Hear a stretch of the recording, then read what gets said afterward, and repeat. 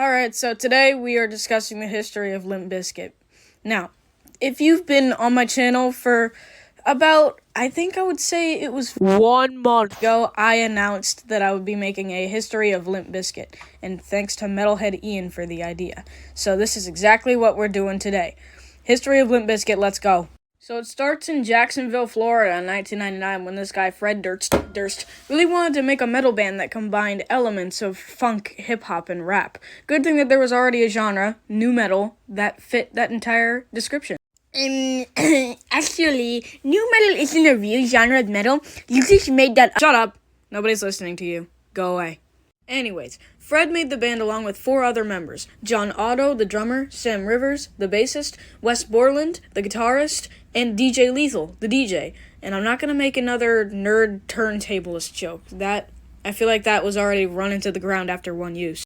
You know, Wes Borland was actually known for wearing elaborate face paint and masks during his performances. Sound familiar? No? Alright then. I think you might have the memory of a goldfish, but alright. Whatever boats your float. They had actually adopted the name Limp Bizkit from Fred's friend, saying that his brain felt like a limp biscuit after doing too much plant that I can't say on YouTube. Then these guys got a producer named Ross Robinson, who's actually the same producer that Slipknot had.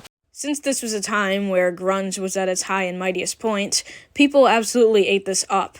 So all of this came together, and then 3 years later in 1997, they made their first album, $3 Bill Y'all.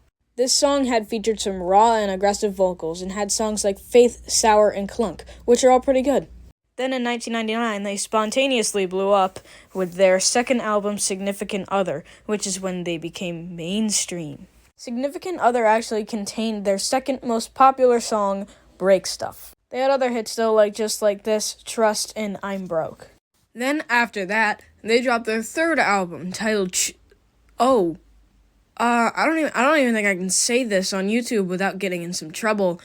Blank Blank and the hot dog flavored water. Their albums just get weirder and weirder. But disregarding the weird name, this album basically hammered their name into the wall of famous metal artists. It was a very good couple of years for them because they made their third and first most popular song, Rollin', which was the first, and then My Way, which was the third. And as you can expect, these songs absolutely dominated every radio there was. This album cycle was pretty good for everybody else, except for Wes, as he was basically the weirdo of the band with his crazy style and experimental guitar riffs. And then, one thing came to another, he got into a pretty messy fight with Fred, and then he ended up leaving the band in 2001. In 2003, the fourth album came, Results May Vary. This album was not received very good by the public.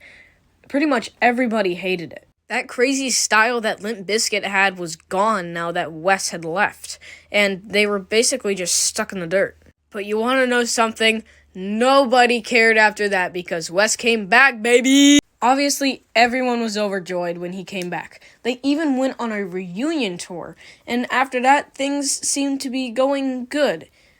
Until, well, basically, they realized that Wes joining didn't really matter since nu metal wasn't popular anymore, and they basically faded out of the public eye. Nobody cared about them anymore. Despite all this, they kept making albums and released The Unforgettable Truth Part 1 in 2005. This album was not received very well with the public. There were a couple good reviews, but that's kind of it. Somehow, after all of this, Limp Bizkit still had a following, and in 2011, they released their album Gold Cobra. Of course, they were well past their prime at this point, and their album didn't really get on the mainstream, but, you know, all of their fans, followers, they loved it, and they thought it was an absolute hit. They then had a 10-year hiatus before they made another album called Still Sucks in 2021. Limp Bizkit had an entirely new fan base made of younger listeners from the generation, and also the older listeners from the older ones. And you've made it to the end. I know that's not exactly a feat because this video is so short, but I'm guessing that you didn't want to hear me yap for 25 minutes straight. This one was really short, but it was really fun to make. So, I'll see you if I make a 5th one. What in the Marilyn Manson is going on here? This one reminds me of Cthulhu. Did he just smear peanut butter all over his face? What's with all the armor and, bedazzling? Okay, these ones actually look kind of sick. What in God's green earth is that?